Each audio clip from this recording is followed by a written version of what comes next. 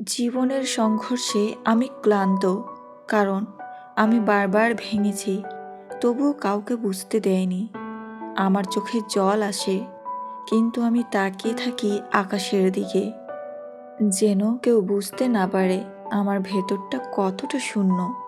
আমি প্রতিদিন নিজেকে শক্ত বানাই, কারণ দুর্বল হলে এই পৃথিবী কাউকে বাঁচতে দেয় না। আমি সবাইকে সময় দেই, কিন্তু কেউ কখনো জিজ্ঞেস করে না তুমি কেমন আছো।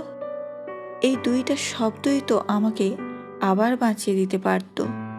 রাতে ঘুম আসে না, মাথার ভেতর ঘুরতে থাকে সব না বলা কষ্ট, সব না পাওয়ার যন্ত্রণা, সব অবহেলার গল্প। আমি ভীষণ একা, ভীষণ ক্লান্ত, তবুও প্রতিদিন নতুন করে লড়াই শুরু করি, কারণ হার মানার সুযোগ আমার নেই।